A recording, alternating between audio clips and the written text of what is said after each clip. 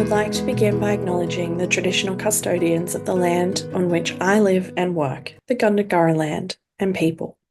I pay my respects to their elders, past, present, and emerging, and extend that respect to all Aboriginal and Torres Strait Islander people.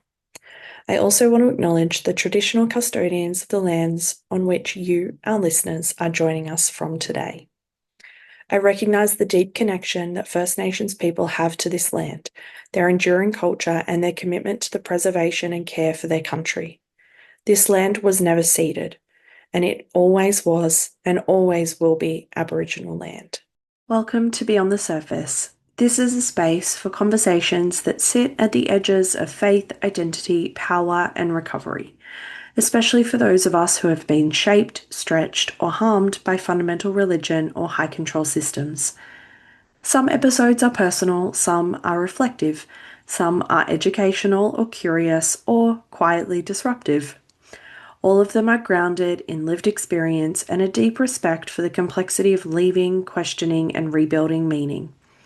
We will be talking about religious trauma, various forms of abuse, cult dynamics, queerness, and recovery, not in neat answers, but in honest conversations.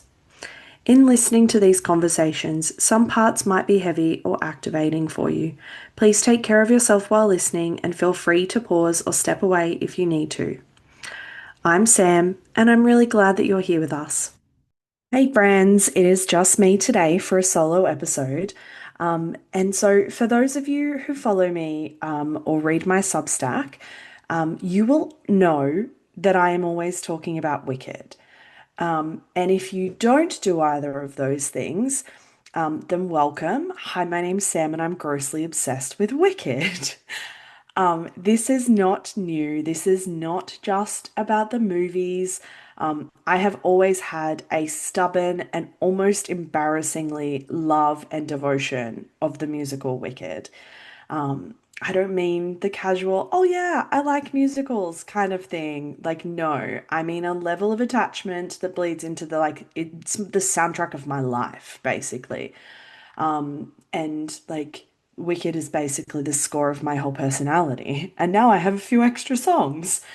The songs, the characters, the whole narrative. If you peeked inside my brain at any random moment from my teen years to now, you would probably hear Elphaba's voice most of the time. Somewhere in the background, just like quietly singing, I'm not that girl, or defying gravity, or now, like, no good deed. Ask my wife, this is not an exaggeration. It is just me. It has always been me. And so there is something about Wicked that just hits differently than other musicals. On the surface, sure, it's spectacular. Like, it's glittery, the costumes, the soaring voices, the magic spells, the story that is larger than life. But underneath all of that, it is actually a mirror, and now it is a mirror more than ever. And I don't mean like that funhouse mirror with slightly warped perceptions and reflections for entertainment's sake. I mean a mirror that catches every bit that you've ever had to hide. Every part of you that didn't fit the narrative that you were taught to obey. Every raw, untamed, inconvenient piece of identity that was quietly told to shrink. I remember watching Wicked for good for the first time last year. I think it was the day after that it was released. And something in me just cracked. Like, there was just this moment. And I mean, I had already been like wildly obsessed with Cynthia Erivo as the Elphaba choice since it got announced. And she did not just perform Elphaba, she was Elphaba on so many levels. She was raw, bruised, and impossibly honest playing Elphaba. Watching her in both films, I recognized a reflection of myself that the church had spent years trying to kill. The part of me that refused to contort itself into a version that was palatable for approval. The part of me that would not twist, would not bow, and would not disappear. And in that moment, I felt that old, quiet, simmering, tender grief rise again. There is something ironically almost spiritual about it. The way that art can get to those deepest parts of your past while leaving you with like nothing but recognition. It's not just Elphaba. This episode won't just feature conversations about Elphaba because Glinda's heartbreak lands on me as well in a really unexpected way, with a weight that felt like it had been gathering for a really long time without me even noticing. There is a real grief in watching someone that you love and have loved cling to a system that demands your obedience, even when it costs them and even when it costs you. I've been Glinda. I've known Glinda. I've loved people who were Glinda. And watching her, seeing the pain of loving and not being able to follow, of wanting to stand with someone but being so tightly bound by fear and obedience. Well, that was just like looking at 1,000 fractured relationships in slow motion. It's not always a fun time. And it is impossible to untangle the love from the grief in that moment. They're inseparable. They're two sides of the same coin. That's the thing about Wicked. It doesn't let you just enjoy the story. I mean, you can, but you will miss some of the nuance and some of the depth attached to it.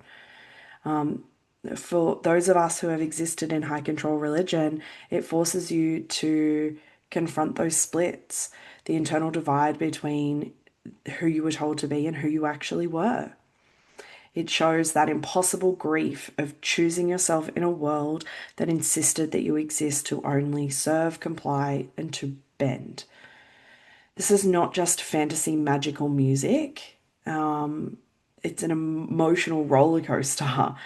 And for anybody who has left high control systems, it is uncomfortably and heartbreakingly precise.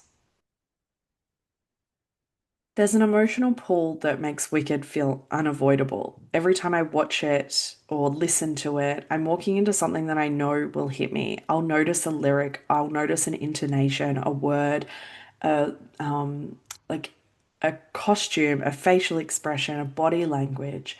Some of those will hit me gently. Some of them will be like a punch to the chest. But every time I finish watching, I carry pieces of that story with me. I'm reminded that survival comes with cost, that liberation is messy, that grief and joy are inextricable, and that stepping into yourself despite the cost is the only path to breathing fully again. Wicked isn't just a story I watch, it's one I inhabit, it's one that I've lived in so many ways. And in inhabiting that story, I inhabit myself, the survivor, the queer child, the one who refused to shrink, the one learning to live with grief and liberation side by side. Every viewing reminds me that this story is mine. It's yours. It's so many people's. It belongs to all of us who ever dared to step into ourselves, fully, painfully, and unapologetically. So I want to talk about Elphaba a little bit more. Everybody knows that I like froth over Elphaba. She's like, she's top tier. Because Elphaba isn't compelling because she's edgy or different or green or whatever you think. She's compelling because she's honest. And in a system built on control, honesty is basically a criminal offense. It's kind of treated as such. And so, what I always want people to understand about Elphaba is that she doesn't become dangerous because she starts doing evil things. She becomes dangerous because she refuses to keep playing the part that she was assigned. That's it. She's just not compliant anymore. She's not fitting the mold anymore. She's stepped outside of the mold, and that makes her dangerous. And so, if you grew up in the church, especially if you were queer in church, you know exactly what I mean. Because the moment you stop performing that approved version or that cookie cutter mold of yourself, The moment you stop shape shifting to keep other people comfortable, you don't just become inconvenient, you become the problem. Here's the thing, Elphaba doesn't even start out wanting to dismantle anything or everything. She doesn't walk into Oz like, hi, yes, I'm here to overthrow the system. She walks in basically saying, please, please, please let me belong. Let me be good enough. Let me matter. That's devastating because it's such a specific kind of ache, that ache of trying so hard to earn a love that is never actually going to be on offer in that system. Because in high control systems, belonging is always conditional. It's not love, it's not safety, it's not home, it's membership. And membership requires performance. Membership has conditions, terms and conditions. So you learn to ask the right questions, but you don't ask too many questions. You learn to have the right emotions, and they're never very loud. You learn to be grateful, even if you're being harmed. You learn to submit, even if it means that you're disappearing. And if you're queer, you learn to edit yourself until you're basically a draft that never gets published. Elphaba is that draft. She's the kid who tried, the teenager who tried, the young adult who tried, the person who so desperately wanted to be good. She wanted to be chosen, wanted to be welcomed into their inner circle. Because if the system loves you, then you get to believe it's safe. That's what being chosen is. It's not just flattery, it's protection, and it works until it doesn't. Because the minute Elphaba stops being manageable, the minute she stops being special in the way that serves them, the system flips fast. 1 minute you are gifted, and the next minute you are dangerous. 1 minute you are blessed, the next minute you are deceived. 1 minute you're called, and the next minute you're a cautionary tale. The wicked witch. And that whiplash is not just fantasy writing, that's lived experience of so many of us. And I think that's what makes Elphaba's story so devastatingly relatable, is that she doesn't even get to be a person. She becomes a projection screen. People throw their fear onto her, their discomfort, their insecurity, their need for there to be a villain, their need for a story that explains why the world feels so shaky. She becomes the threat not because she is threatening, but because she is uncontrollable. And honestly, that's the real reason queer people get scapegoated. Queer people get scapegoated not because we're immoral or wrong or whatever sermon someone is recycling that week, but because queerness proves something. It proves that you can exist outside the script. It proves that you can live without their permission, that you can be whole without their approval, and systems built on obedience cannot survive that. So, what happens before that big defiant moment? Before the flight, before the refusal, before the dramatic I'm done energy, before defying gravity?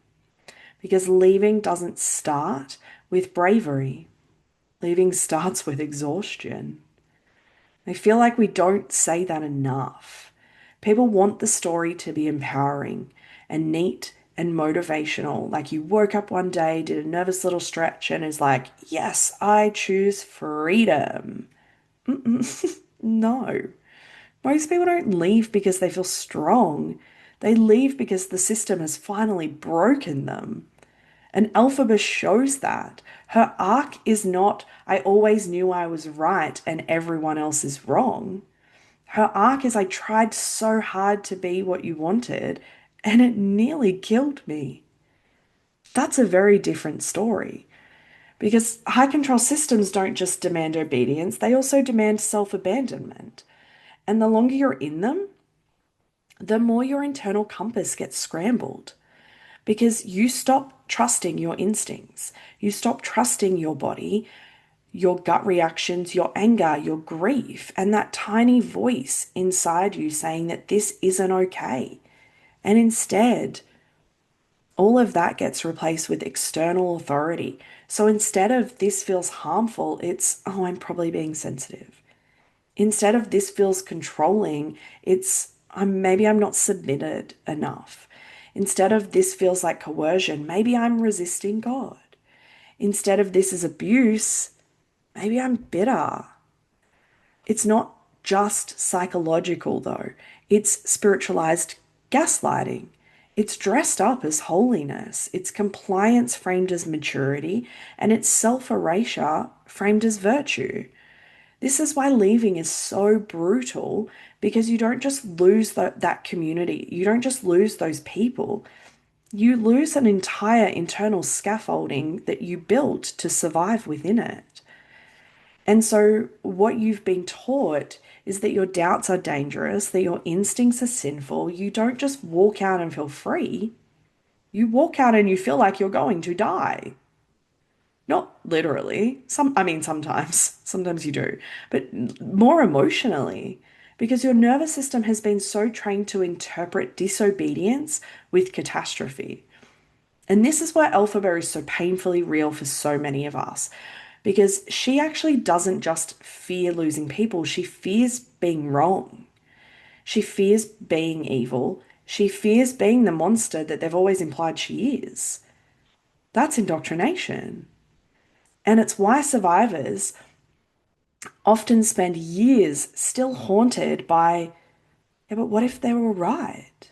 What if I'm wrong? Even if intellectually you know that they're not right and you're not wrong. And it's why so many of us can leave church and systems and yet still flinch at certain phrases and certain terms, still feel sick around certain songs, shame around desire, and fear when we speak too much and too boldly. It doesn't mean that you're weak, it means you were conditioned. And so when Elphaba starts to realize that the system was never designed to hold her, not fully, not safely, and not honestly, it's not just betrayal, it's complete disorientation, grief, rage, collapse. And that collapse matters because that's the real beginning, not the empowerment montage that everybody wants. It's the moment that you can't pretend anymore. And what I'm going to say, some people may not love. They may not love this point, which is that if you think defying gravity, now don't get me wrong, banger, defying gravity is an absolute banger. But if you think defying gravity is just a bad bitch empowerment moment, then you are missing the point so aggressively that I almost want to take your Spotify away. Yes, defying gravity is iconic. It slaps, it's incredible. Cynthia like took it to another level.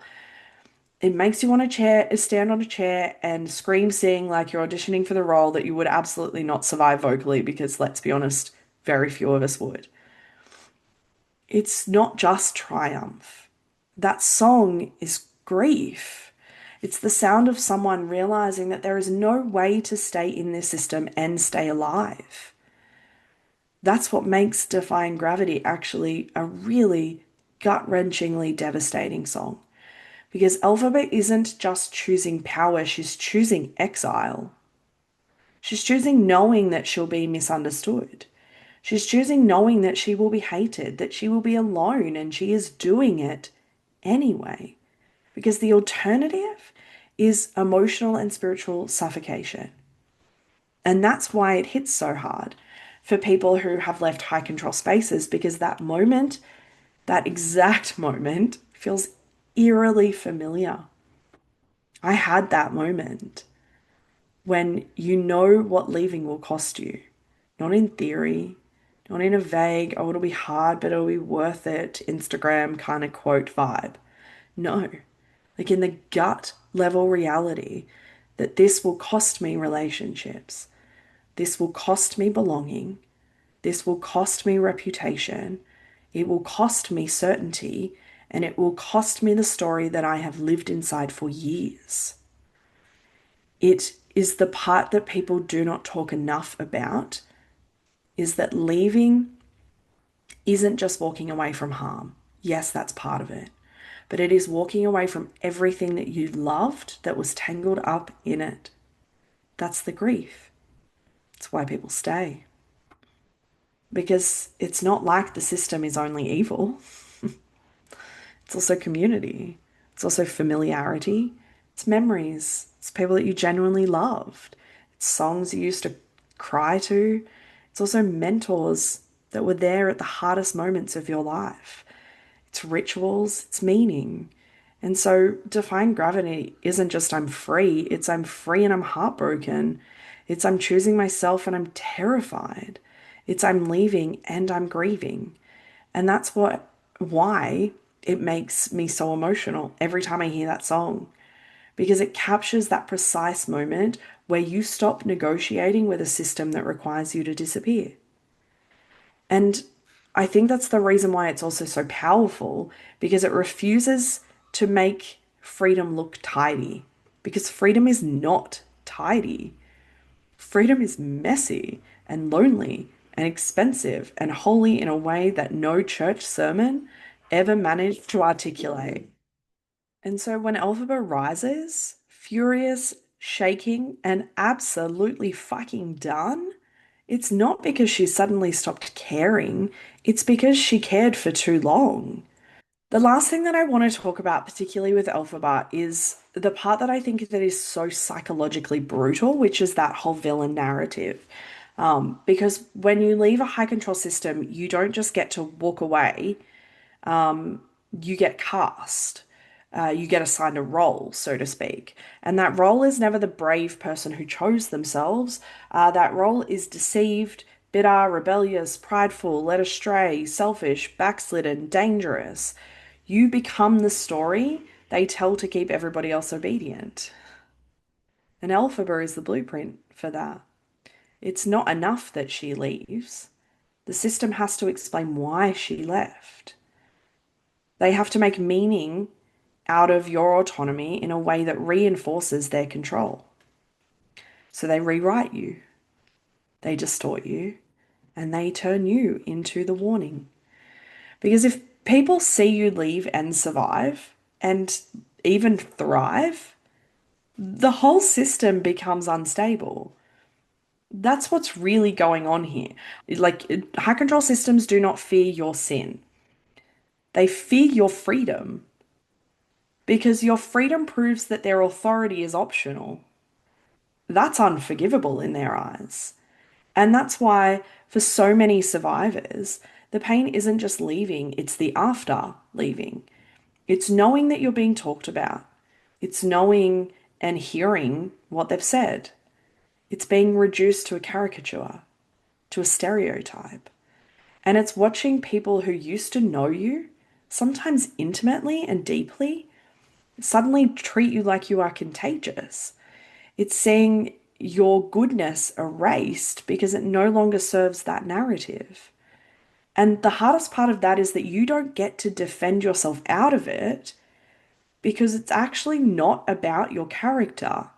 It's about their fear, their investment, their denial, and about the fact that if they acknowledge your truth, they have to question their own.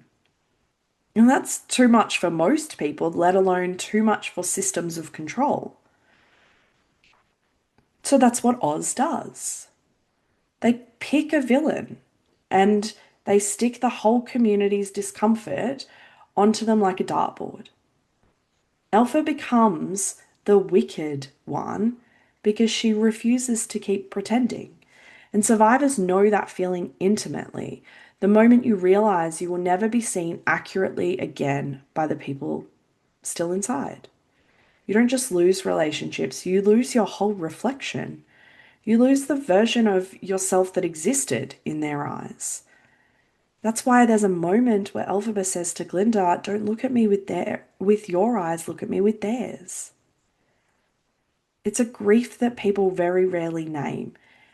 And the thing that I love about Elphaba's arc is, and why it feels like recovery in musical form, basically, is that she doesn't spend the whole story trying to convince them. She's not trying to convince them that she's good.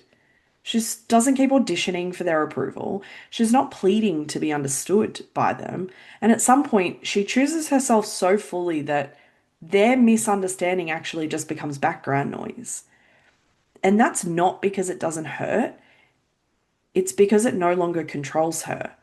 And honestly, that is the work. That's what so many of us are doing after leaving. We're not trying to be forgiven for leaving.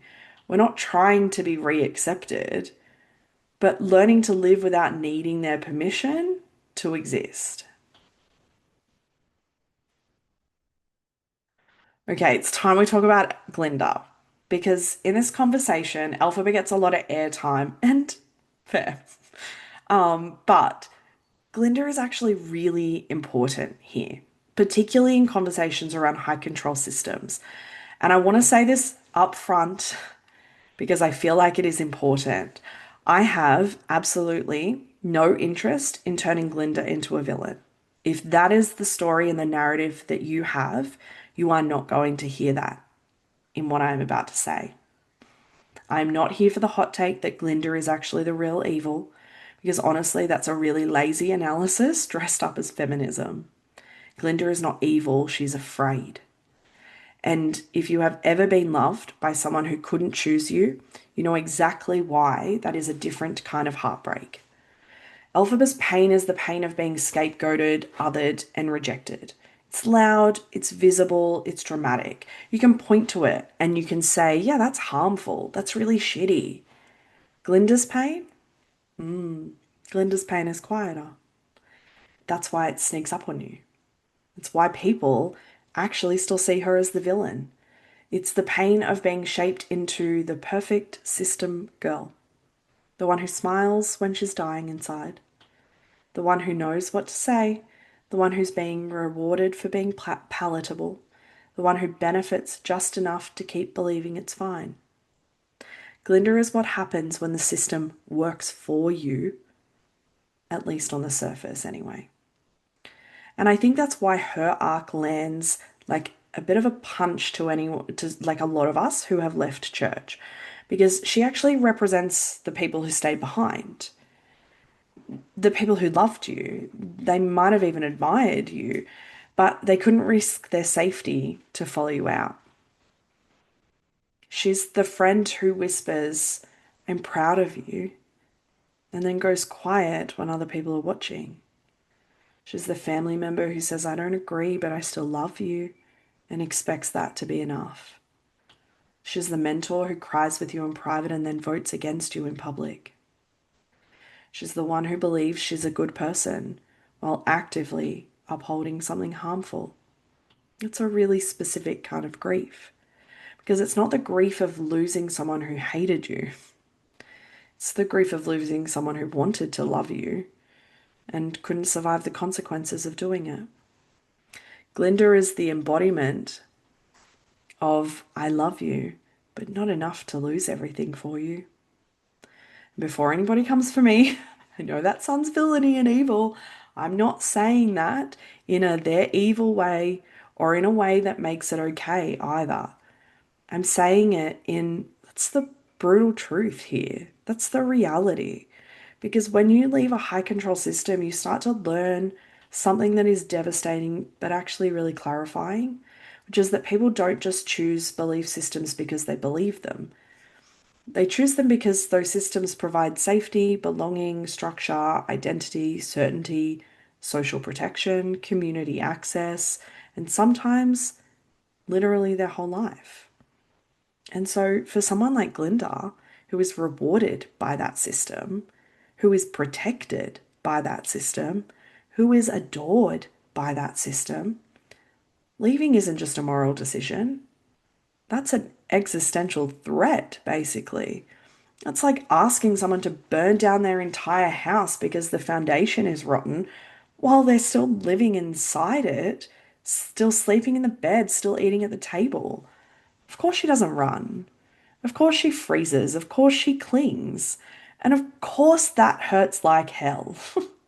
Because when you're Elphaba and you're not asking someone to burn their house down, you're asking them to choose you. And that's what makes Glinda so devastating because she doesn't choose Elphaba. Not fully, not publicly, and not when it matters most. And if you've lived through religious abandonment, especially queer religious abandonment, you know this pain deeply and all too well. It is the pain of being left behind, not because you weren't loved, but because the system was loved more. And so we get that song, we get to the song of the girl in the bubble, right? Now, this song gets a bad rap as a song, potential, like more so. But whether you love it or hate it, and I actually love it, I think it's hugely necessary. And I think it has always been a bit of a missing piece to this show because I genuinely think that this song might be one of the most accurate descriptions of what waking up feels like when you weren't the one being directly targeted. It's not the same kind of awakening that Elphaba has. Elphaba wakes up because she's forced to. She's harmed, she's scapegoated, she's pushed out. There is no room for denial when the harm is personal and immediate. But Glinda's is not like that. Glinda wakes up slowly, reluctantly almost, like someone emerging from warm water into freezing air. The thing about that kind of waking up is that, again, it is not empowering, it's terrifying. Because when you're in the bubble, you don't experience the system as violent. You experience it as normal. You experience it as safe. You experience it as it's just the way things are. And that's why Glinda's story is actually so important here because it shows that indoctrination isn't always about being abused. Sometimes it's about being rewarded. Sometimes the system doesn't need to punish you, it just needs to keep you comfortable enough to never question. And that's where Glinda's pain becomes really psychologically fascinating, actually, and very, very real for many people. Because when the bubble starts to pop, she isn't just grieving injustice, she's grieving herself. She's grieving the identity that she built inside the system, the version of reality that made her feel safe, the story where she was good, where she was loved, where she was doing the right thing. And suddenly she has to confront something that is almost unbearable. What if I was wrong? What if I was complicit? What if I benefited? What if my goodness was actually just obedience with better PR? It's not a cute thought on the surface. Yes, she's, pretty in pink and singing in ungodly high notes. But that's a moral earthquake for someone. And I think that's why people don't wake up, actually. Not because they're stupid, it's not because they're naive, and not because they're evil, but because waking up means facing the cost of what you didn't see. It means facing the harm that you ignored. It means facing the fact that you might have been part of something that hurt people you cared about. It's what moral injury is. It's fucking brutal. It's the injury of realizing that you participated in harm, even passively, even indirectly. And now you have to live with that. We all do. I do. I was part of that system. Remember, I mentioned I was Glinda once upon a time. And so Glinda is the poster child for that moral injury. She's now living with that because she's not malicious. She's not trying to hurt anyone. She's just trying to survive in a system that told her survival was righteousness. And when the truth starts creeping in, when she starts noticing what she can't unsee anymore, it doesn't just change her view of the wizard or of Oz, it changes her view of herself. And that is the hardest kind of awakening. Because if the system was wrong, then what does that say about everything she did to belong in it? It means her life wasn't just curated, it was conditioned. And if that's true, then who is she without the script? That question that she says in the song, who am I now? That's not just a character beat, it's not just a good, catchy line. It's the question that so many people ask when they deconstruct, when they leave church, when they step outside their conditioning and suddenly realize, I don't actually know who I am without this. And Glinda's bubble song captures that in a way that is so tender and so honest. And it makes me honestly really angry that people still reduce her to the annoying blonde girl. She's not annoying. She's traumatized, but it looks like glitter. And this is the part where I want to get, I guess, a little bit personal, not in a dramatic, oversharey kind of way, but in a this is what survivors carry kind of way. One of the most enduring griefs after leaving church isn't just what happened to you, it's what didn't happen, it's what could have happened. It's the relationships that could have been salvaged in the system that didn't require sacrifice. It's the love that could have been matured into something real if it didn't need permission. It's the friends who could have stayed if they weren't terrified of the consequences. And that's what I'm going to call Glinda grief. It's different from the grief of direct harm because it doesn't come with a clear villain. There's no neat narrative. There's no satisfying ending. There's no closure. It's just loss. Ambiguous and really fucking painful loss. The kind that leaves you walking around thinking, did they ever really even love me? Did I imagine that? Was it all conditional the whole time, or were they trapped? The answer is usually the most annoying possible answer. It was both. They loved you and they were trapped. They cared and they complied. They wanted to be brave and they couldn't.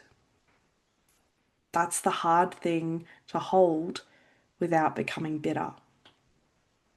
And I was bitter for a while, but and bitterness was easier, honestly. Bitterness gives you clarity, it gives you a villain, it gives you a clean emotional narrative, but Glinda grief is messy. It's sitting with the truth that some people are not safe enough to choose you, even when they love you. And that hurts in a way that I don't think people understand unless they've lived it. Because it means that you're not just grieving them, you're grieving the version of them you needed, the version who would have stood up, the version who would have said, I'm coming with you, the version who didn't need a pastor's approval to love you properly. And that's why I think Wicked hits so hard for survivors, because it gives us language for grief. It shows the ache of loving someone who stays. It also gives us permission to stop romanticizing loyalty, because loyalty inside a high control system is not always and very rarely love. It's fear dressed as virtue and conditioning dressed as conviction. It's survival masquerading as faithfulness. And when you leave, you start to see that loyalty differently. Not immediately, but eventually. You start to realize how often it's used as a weapon, how often faithfulness means obedience, and how often community actually just means compliance. So when Glinda stays, it's not just heartbreak. It's a reminder of what these systems do to people. They take good-hearted humans and they turn them into gatekeepers of harm.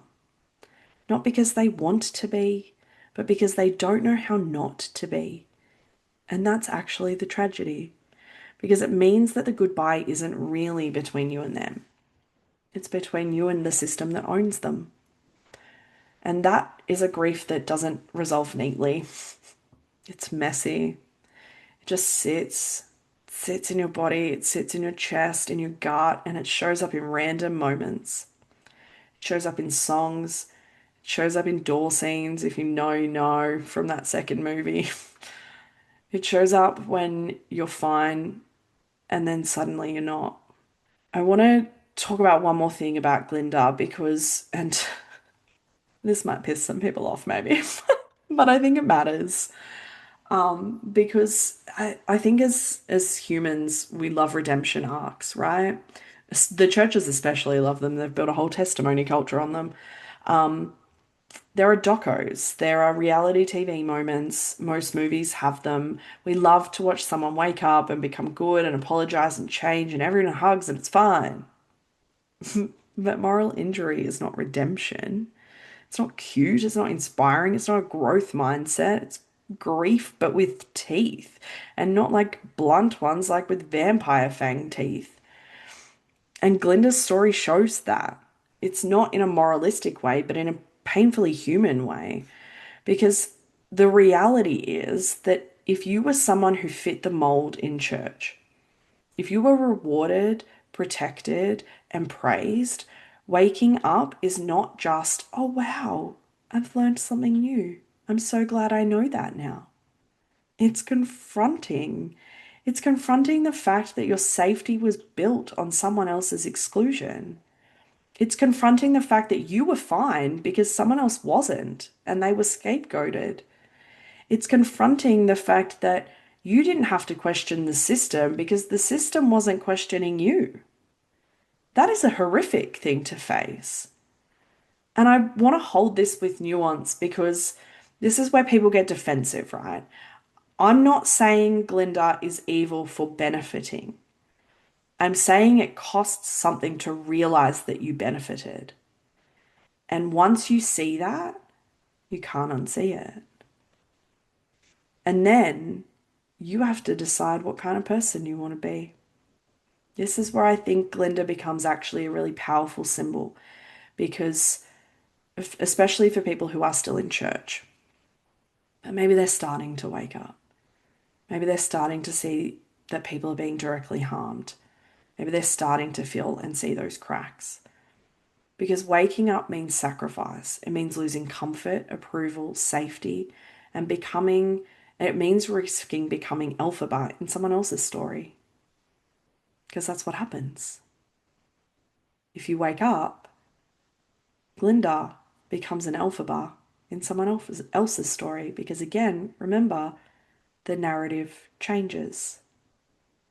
And so that's why so many people stay in that bubble because even when it starts to suffocate them, leaving isn't just leaving, it's becoming othered now.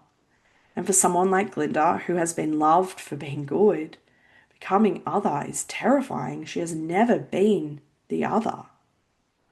She's never been treated as the other. So her moral injury is not just sadness, and maybe yours isn't either. It's an identity collapse. It's the death of self that she built to survive that system.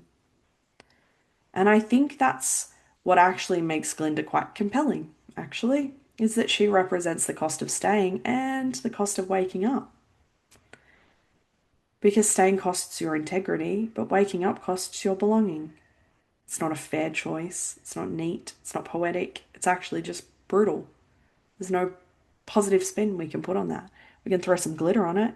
It's still brutal. It's why I don't villainize Glinda. I grieve her. I grieve what systems do to people like her. People who might have become brave if they weren't trained to confuse safety with goodness. And I grieve the fact that so many survivors don't just lose the system, they lose their Glindas. The people who loved them but couldn't step out. The people who were changed by them but not enough to follow. And honestly, I think that's the most heartbreaking part of all.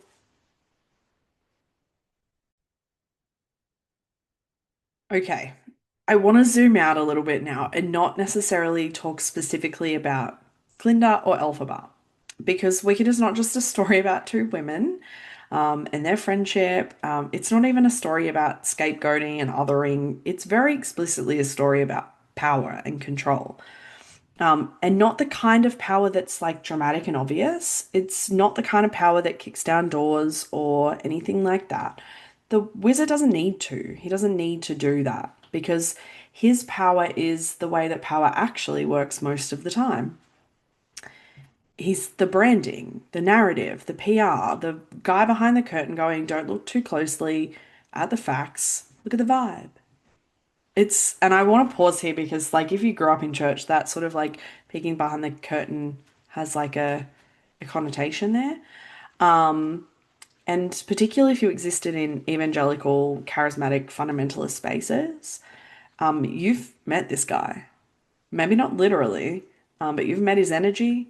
The wizard is that leader who speaks in certainty. He's the Joel Osteens, the Brian Houstons, the Bill Johnsons, the Judah Smiths, the Carl Lentzes. Like, he's the charismatic visionary who can't actually answer a direct question without spiraling into about 16 metaphors that don't make sense. It's the guy who says, God told me, so no one can challenge him without challenging God.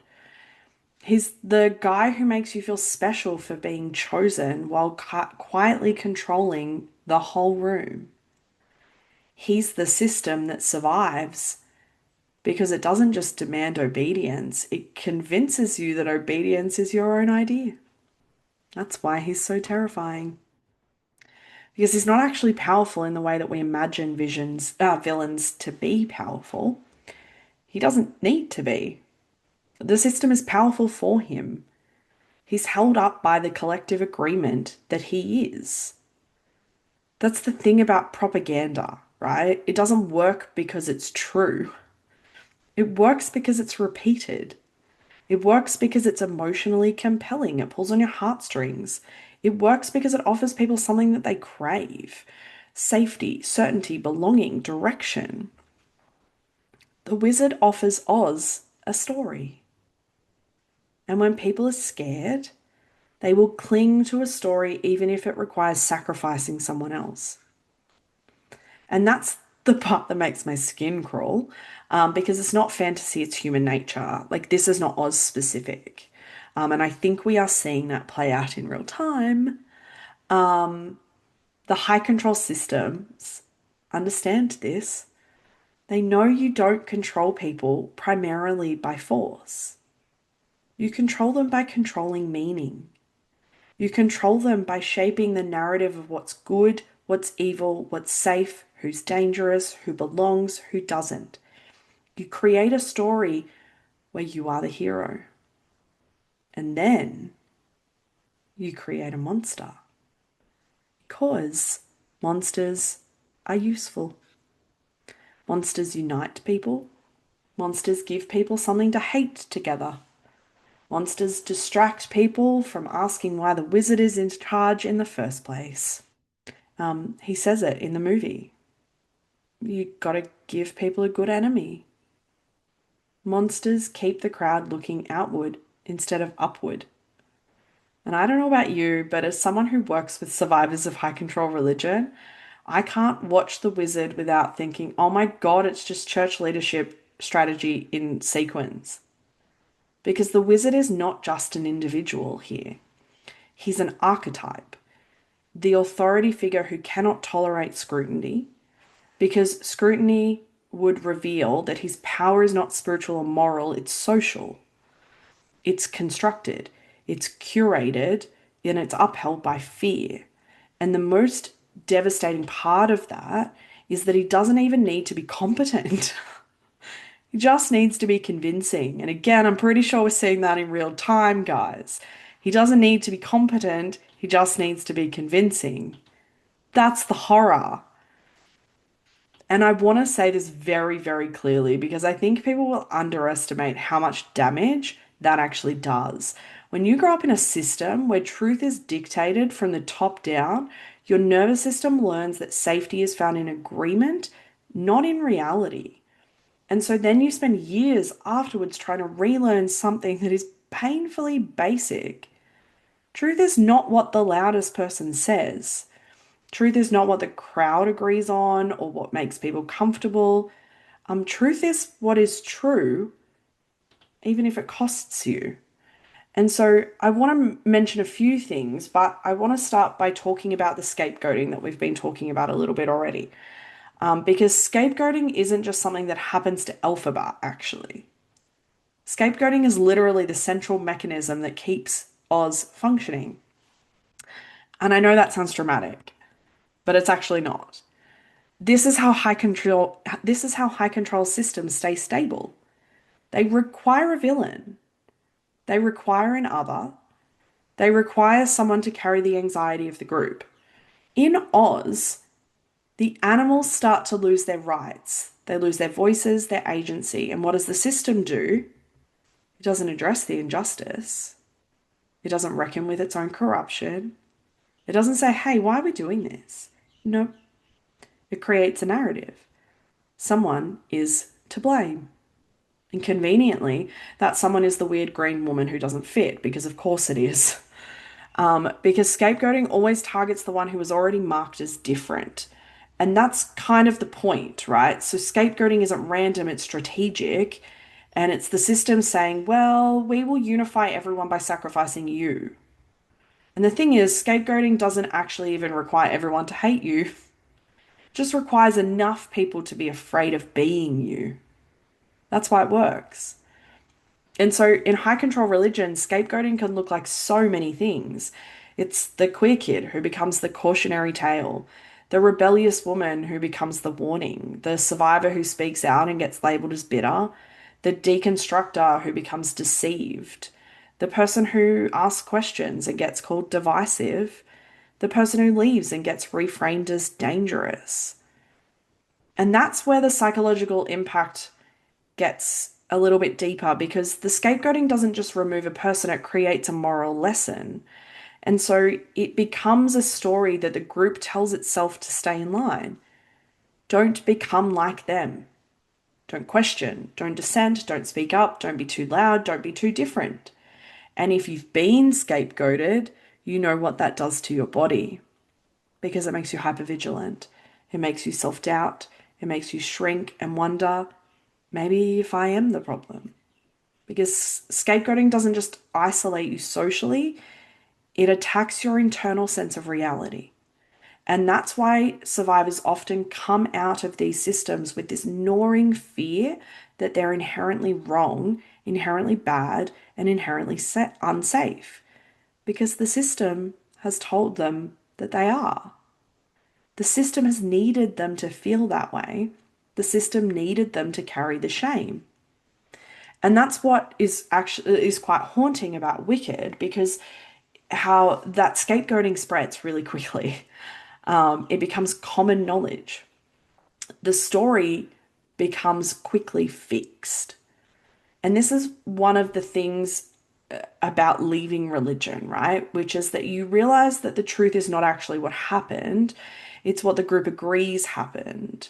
And so if you try to correct that record, you become obsessed. You're unforgiving. You're stuck in the past. You're making trouble, which is an interesting accusation to throw at someone who is literally just trying to tell the truth. But that's the whole point, right?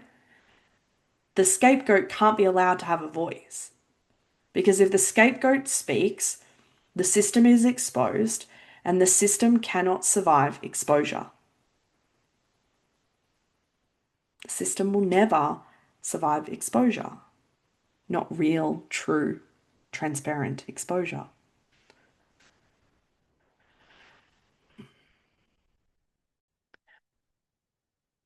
Okay, so I mentioned propaganda a little while ago, and I want to talk a little bit more about that specifically, because Wicked is actually pretty brutal in how it shows that propaganda isn't actually just posters and speeches. And it's also not just like the big bad government messaging.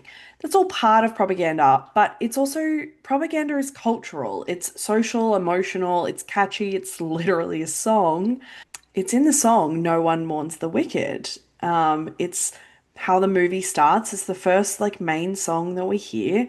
And it's a song that is actually like really uncomfortable because it's not subtle. Like if you listen to the lyrics, it's not subtle. It's celebratory, it's communal, it's bright, it's shiny, it's fun, and that's kind of the point. Because propaganda works best when it feels good, when it turns cruelty into entertainment, when it makes people feel like they're on the right side of things. And that's not even the worst part, because the worst part is that propaganda doesn't actually need everyone to believe it. It just needs everybody to participate in it. And that's like a an important point here because I think it's an area that a lot of us underestimate broadly because in church you don't actually need to fully believe everything. You just have to keep showing up. You just keep nodding, you keep singing, you keep smiling, you keep agreeing, you keep performing, and the performance then becomes the belief. How many people do you know who behind closed doors might say, "Oh, I don't actually believe that," or it's a bit extreme of a belief, and then 6 days later will show up to the very church that they're talking about? I know people like that. I know people who came to our wedding who then show up to one of Australia's biggest mega churches. And so the performance of keep going, keep showing, keep believing, keep singing, that actually becomes the belief. You don't have to be convinced, you just have to not disrupt it. And I think that's part of what makes deconstruction itself actually really hard because when you stop participating, you actually become a threat. And so, and that's not because you're wrong, it's because you're proof that participation is a choice, right? So once people see that, they then have to confront their own complicity, and most people would rather literally do anything else. And so instead, they double down. They label you, they demonize you, they make you into the warning, and then they go back to singing. And I think that's something that's so like viscerally accurate about the way Wicked shows the whole society uniting around this narrative that is like fundamentally untrue and how quickly that truth becomes history. Because that's what propaganda does. It rewrites reality in real time, and then that rewritten reality becomes history. And so, if you've left religion, you know that rewriting. You know the way that the story changes after you leave. You've probably heard it. If not, you've heard it about other people. And so, suddenly you were never really faithful. You're always difficult, hurting people. You're always in rebellion. And it's like they need to retroactively justify the very reason why you're gone. Because again, if your leaving was legitimate, then what does that say about them? So the story becomes that you left because you wanted to sin, or you left because you were offended, you left because you were deceived, or you were never truly one of us, you were never really a Christian after all. And then people repeat it and repeat it and repeat it. And not necessarily because they're even malicious, but just because it's easier. It's easier to accept the story than to face the complexity of what it might actually mean. It's easier to sing the song than to sit with the grief. It's easier to call someone wicked than to admit that maybe you participated in their exile. It's that's what makes No One Mourns the Wicked so brutal. It's basically a public ritual of collective denial. And so it's a society that's congratulating itself for not having to reckon with what they did. And I think survivors watching that don't just see Oz, they see every church that rallied around a leader after abuse allegations and not the survivor. They see every congregation that framed that survivor as divisive and bitter. They see every friend group that iced someone out and then called it boundaries or Christian love. They see every family system that chose comfort and doctrine over truth and love. It's not subtle, it's painfully familiar for so many of us. And I want to sort of like land this section with something that sits heavily because that's truth, right? Because like what propaganda is not truth and it doesn't need to be truth. And so we could ask this question that is like one of the most important questions for anyone I think who is leaving religion, leaving a cult system, or leaving any sort of like high control space, which is like, what even is truth when truth is controlled, right? And so in Oz, truth is whatever supports the wizard. Truth is whatever he says behind his little curtain and mask. And And I mean, I'm not really going to go into too much detail about her, but I do have a Substack about her. But truth is also whatever Madame Morrible decides is something that she's willing to sort of like master manipulate and puppet string because she's a really important factor here as well. Truth is whatever maintains order. It's whatever keeps people afraid of the right things. It's what keeps the system intact. It's and so like what I love about Wicked is that it doesn't pretend that it's just a fantasy problem. It shows up the psychological reality that we are all living in, guys. And so when a system controls truth, dissent becomes evil, not wrong, evil. And that matters here. I'm making a point here because that matters. Because wrong can be debated. Wrong can be discussed. Wrong can be nuanced.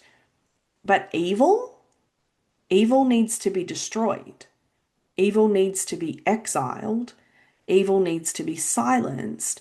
And that's what high control systems love moral language so much because it turns disagreement into danger.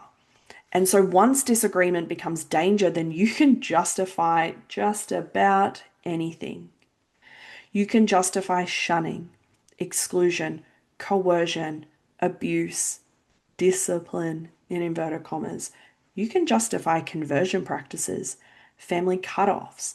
You can justify trauma, and they are all justified in the name of righteousness.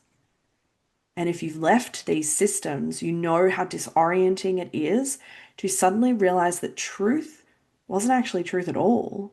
It was consensus, it was compliance, and it realistically was just the story that won. And so when you step outside of that, it's like the whole world goes quiet for a second because that's when you start to realize, oh, I was trained to distrust my own knowing. I was trained to outsource my discernment, to interpret discomfort as conviction, to interpret fear as the Holy Spirit, and to interpret shame as love. And then when you finally start listening to yourself, well, that feels weird and confusing, and sometimes it feels wrong and like you're doing something forbidden. And that's why leaving is so hard, not because you don't know what to believe, but because you were learning to trust your own mind again and to not see it as the very risk that you have always taught it to has have been taught it to be. You are learning to be loyal to your own reality and to say, I don't actually care what the group agrees on. I care what's true now.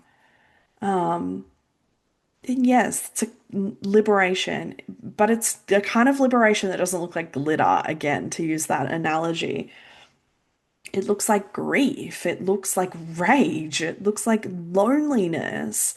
It looks like rebuilding your whole internal compass from scratch, which is why Elphaba becomes such a threat to them. Not because she's powerful, though she is, but because she refuses to participate in the lie. And a system that is built on a lie cannot tolerate a person who cannot perform the lie. So the system does what systems do. It labels her wicked. It tells a story, it sings a song, and the crowd claps along. Because the truth is, most people don't actually want truth. Not really. They want comfort, they want safety, they want someone else to decide what's right. And Wicked is one of the rare stories that says yes, and that's how harm becomes normal. So, after all of that, the wizard as branding, propaganda as the choir song, scapegoating as survival strategy, I want to do something that feels important here, which is like, I want to come back down to earth for a second because one of the biggest lies that we get sold about leaving high control religion or high control systems is that there is this moment where you just feel free. Like you step over a line, you cross a threshold, and suddenly you're on the other side with a new haircut and a perfectly curated sense of self. Not likely. No. I wish, sometimes I wish that's what it was like. But no, because leaving is not a clean break. It's anything but. Leaving is not one big brave decision. Leaving is not one defying gravity moment where you soar into the sky and never look back. Leaving is long, it's messy, it's awkward, it's an unraveling. And it often starts just with saying, I can't do this anymore. And then still hearing the system's voice in your head for years afterwards. It's walking away from something and then realizing you took it with you in your nervous system, in your self-talk, in your relationships, in your body. It's knowing you made the right decision and somehow you still fucking miss it. It's feeling relieved and devastated at the same time. It's having days where you feel so grounded in your freedom and days where you feel like you are doing something wrong simply because you exist outside of it. And Wicked, particularly in the way that it handles endings, and I'm not going to spoil anything for anybody who hasn't watched For Good yet, but it is one of the only stories that talks about these sorts of things and doesn't pretend that the aftermath is tidy because the aftermath isn't tidy. It's not tidy for Elphaba, it's not tidy for Glinda, it's not tidy for anybody. And it's certainly not tidy for anybody who has had to rebuild their life after losing a worldview, a community, a whole identity scaffold. And what I think is so accurate is that the story doesn't give us a clean moral conclusion either. It doesn't go, see, the brave one leaves and wins, and the coward stays and loses. That's not what happens. It gives us something much more painful and actually something much more true, which is that sometimes you just survive. Sometimes you stay. Sometimes you lose each other. Sometimes you still love each other. Sometimes you are both doing what you need to survive and it still breaks your heart. And because so many people who leave religious spaces feel like they're failing, it doesn't automatically feel empowering. This space needs to feel honest. So if you're still grieving, you are not doing it wrong. If you still miss it, you are not doing it wrong. If you still feel pulled back in, you are not doing it wrong. If you're still angry a decade later, you are not doing it wrong. You are doing the most human thing in the world. You're mourning what you lost while trying to build something that you need. And two things can exist together. I'm all about nuance, remember? I harp on about it all the time. You can grieve the community while being glad that you left it. You can miss the music, really fucking hate the theology attached to it. You can miss the rituals and still know that they were used to control you. You can miss the belonging and still refuse to go back to those conditions. It's not hypocrisy, that's recovery. That's integration. That's your nervous system catching up to what your mind might already know. And if anyone tells you that it should be quicker, cleaner, or prettier, firstly, fuck them. They're very wrong. Because they're lying. They're either lying through their teeth or they've never had to start over from scratch. Because starting over is not glamorous. Starting over is eating cereal for dinner because you're too emotionally fried to cook. Starting over is losing friends and then realizing you don't even know how to make new ones outside of a church system. Starting over is questioning your own intuition because you were taught your intuition is sinful. It's learning how to make decisions without a spiritual authority hovering over your shoulder or going to three people to get confirmation. Wicca doesn't give us that fantasy of clean liberation. It gives us something much more honest that freedom has a cost, that it's a learning curve, that there's grief, that there's more learning, that there's this slow, quiet, steady thing where you just begin to trust yourself again.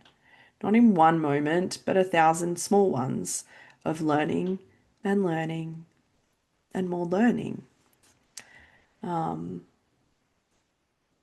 Okay. there is unsurprisingly another section that I want to talk about. And if you have read any of my Substacks or heard me talk about Wicked or anything, I am sure you know what this is. I want to talk about For Good. The song, not the movie, not the second movie specifically, the song. Because if you are still here, you're still with me, you already know what I'm about to say, likely, which is that this song is an absolute knife to the heart. I am not kidding you when I say that watching this play out in cinema and hearing it for the first time with Cynthia and Ariana singing this and it play out with the cinematic nature that it did, was gut-wrenching and I sobbed my fucking face off, is the reality. And what makes For Good so brutal is that it doesn't offer a single ounce of closure, pretty much. It offers acknowledgement. And it says, this mattered, this changed me, this cost me, this shaped me, and I don't get to undo it. And I think if that is one of the hardest parts of leaving high control religion, which is that you don't leave a place, like I've mentioned, you leave a version of yourself as well. You leave the version of you who was trying so bloody hard, who believed the promises, who was doing their best with the information and the conditioning that they had up until that point. And there is grief in that, again, like real grief, because sometimes the person you're mourning isn't the church, you're actually mourning you. And For Good captures that complexity, the way love can be real even if it is entangled in harm, the way that connection can be genuine even if it's inside a system that is unsafe, the way that relationships can shape you even if they don't last. And that's a hard truth because it's often taught in this very binary thinking, which is that either it was all good or you're ungrateful, or it was all bad and you're bitter. The reality is messier than that because the reality is that you can be deeply harmed by a system and still have had real love within it. You can have been controlled and still have had meaningful friendships. You can have been indoctrinated and still have had moments of genuine spiritual comfort. You can have had your identity suppressed and still have experienced real belonging. And admitting that doesn't minimize the harm, it actually just honors the truth of the reality. The reality and the truth is that people stay in these systems for a reason, and not because they're stupid, not because they're weak, and not because they're evil, but because the system meets the needs that they have, like human needs. It gives structure and certainty and community and purpose. And so when you leave, you don't just lose bad theology, you lose a whole ecosystem. So when people act like leaving should be easy, I'm usually kind of like, you have no idea what you're asking of someone when you say those words. You're actually asking them to step into existential freefall. You're asking them to rebuild every ounce of meaning, to rebuild morality, identity, belonging, purpose, all without the scaffolding that they were handed and the only scaffolding that they ever thought they could use. For Good doesn't deny the cost of that. It doesn't pretend that Elphaba and Glinda can just move on like it was a phase. It acknowledges that relationships change us permanently, even when they end, even when they hurt, even when we have to leave. And this is where I think the song almost becomes a theology of change. Let's go with that. Not theology in a churchy way, but theology in a what do I believe about life kind of way. Because religion forces you to ask questions, right? What do I believe about love if love was conditional? What do I believe about goodness if goodness was compliance? What do I believe about truth if truth was controlled? And what do I believe about myself if I was told I was broken? And so For Good offers a pretty tender answer to some of those things. Maybe we don't get to keep everyone. Maybe we don't get to keep the old world, but we do get to be changed by what mattered, and we do get to carry what was real, and we do get to take parts of love that were genuine and build something better with them. Not because we forgive the harm or we're pretending like it didn't exist, but because we refuse to let the harm be the only story. There's this phrase in high control religion that I don't think gets talked enough about. And it's the phase that when you're not actively leaving anymore, but you're also not fully living yet. And it's just in the in between trying to become a person again. And I say that with full seriousness because high control systems don't just tell you what to believe, they tell you who you are allowed to be. Like there's a script for your personality, your desires, relationships, body, gender, sexuality, future, career. So when you leave, you don't just have freedom, you have emptiness. And emptiness is terrifying because you have to decide what to fill it with. And I had no idea. And that's where people often get stuck. Not because they miss the church, though they might, but likely because they miss the certainty and the predictability. Because certainty is addictive. Certainty is soothing. It's our nervous system's drug. Our nervous system thrives on consistency and certainty. And so when you leave that certainty behind, it all panics. Our nervous system panics, freaks out. And our brain doesn't know what to make sense of it. Your brain goes, but what if we're wrong? What if we're evil? What if we are being deceived? What if we lose everything? And what if we're alone forever? I know they're big dramatic questions, but it's kind of what happens. And this is the part where, like, often the other people don't understand because from the outside, it just kind of looks like just stop going. But on the inside, it feels like I have to rewire my whole sense of reality. And so that's what recovery work becomes. It's weirdly intimate. It's because you start doing things that feel tiny but are actually revolutionary, and you start saying no and noticing what you like and what you want, and you listen to music without guilt. You start making decisions without praying for permission. You trust your gut. You start asking yourself, do I want this? Or was I trained to want this? You start feeling anger, real anger, and realizing that doesn't actually make you sinful or a bad person, it makes you alive. You start feeling desire and pleasure and realize that that doesn't make you dangerous, it makes you human. And you start feeling grief and realizing that that doesn't make you weak, it means that you've loved and that it meant something. This is where Elphaba becomes more than a symbol of rebellion for me. She becomes a symbol of personhood. Because what she's really doing, to circle back, is not being edgy. She's refusing to be erased. And for queer survivors, especially, that's the core of it.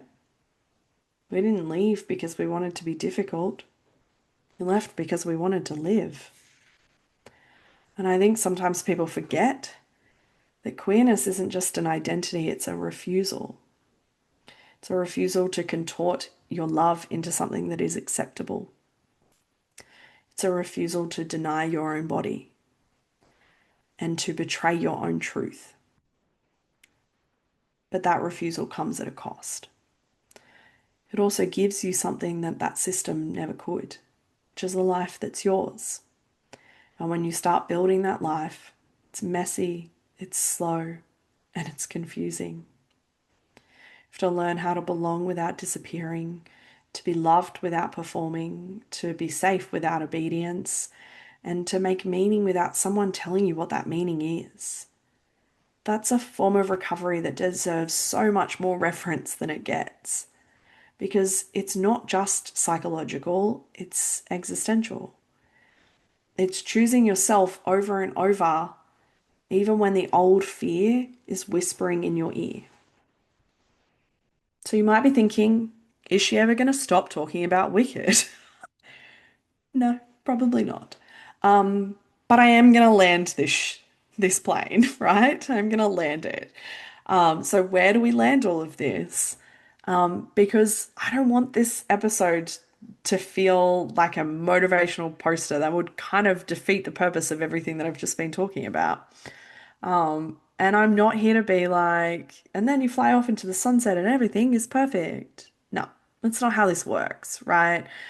But I do want to I do want to end with something honest and something that feels like a hand on the back, not a lecture. I'm not about lectures.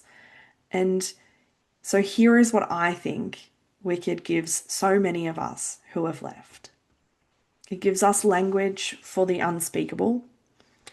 It gives us a story where the villain is actually not evil at all. She's just unwilling to comply. It gives us a story where goodness is complicated, where love is real, but is not always brave enough, where liberation is anything but clean, and where you can be misunderstood, scapegoated, and still be right. And maybe most importantly, it gives us permission to hold two truths at once. That you can be grateful for what shaped you and furious for what harmed you. You can miss people and still refuse to return. You can grieve what you lost and still know that you made the right choice. You can feel tenderness and rage in the same breath. You can be soft and unyielding at the same time. Because leaving high control systems forces you to grow a new relationship with complexity. You stop living in black and white, you start living in the grey. And the grey is where most of life happens, actually. So if you're listening to this, and if you are still listening to this, props to you, and you're probably the same kind of people as me. Um, this was basically just my little like love fest for Wicked. So thanks for joining me, guys. But if you are still listening to this and you are in that place where you've left, but you are still feeling haunted by it all, I want you to know something. You are not weak because you are still affected. You are not broken because you still miss it. You are not failing because you are still grieving. You are human and you survived something that required you to abandon yourself. And now you're doing the slow, sacred work of coming back. It's brave. It's not the cinematic kind of brave, but the everyday kind. It's the kind that looks like telling the truth, setting boundaries, finding new community, letting your body exhale, learning what you like, and letting yourself be loved without conditions. And if you're someone who stayed, or you're someone who loves someone who left, I hope this story challenges you because the world does not need more Glindas who cry and then comply. The world needs people who are willing to be changed, willing to be inconvenienced, willing to be brave in a way that costs them something. Because that's what love is, actually. Not the soft, sentimental version that we see in movies. The real version. The version that chooses people over systems. The version that refuses to let propaganda make monsters out of the honest ones. And maybe that's the most powerful thing in Wicked. The reminder that becoming yourself will cost you, but losing yourself costs you more. And if you're in that doorway, the one in between who you were and who you're becoming, I hope you hear this clearly, especially if you're queer. You are not wicked. You're waking up. And even if it hurts, even if you lose things, even if it's lonely sometimes, you are becoming real. And that's worth everything. Okay, take a deep breath, everybody. That's all from me. If you made it to the end of this episode, thank you for letting me ramble, rant, and emotionally unpack Wicked like it's a spiritual practice because honestly, at this point, it kind of is for me. And if you're sitting there thinking, I need more of this in written form, firstly, I love that for you. And you're my kind of person. And you are in luck because you can go and read not one, not two, but three articles over of my Substack about Wicked. One that I mentioned, which is actually specific about Madame Morrible, because now apparently I have decided that it's basically my entire personality now. So, and let's be honest, there'll probably be more to come. So, like, if you love that, head over there. Um, I don't know when, I don't know how, but I do know me, and I will absolutely always find another reason to write about Elphaba like she's my new Jesus, because what would Elphaba do sounds pretty good to me, to be fair. Um, okay, thanks for being here, friends. I'll see you next time. Thanks for listening to Be on the Surface. If this episode resonated, challenged you, or named something you've struggled to put words to, I'm really glad you found your way here. You'll find ways to connect, learn more, and explore further in the show notes. As always, you are good, you have always been good, and your story matters always.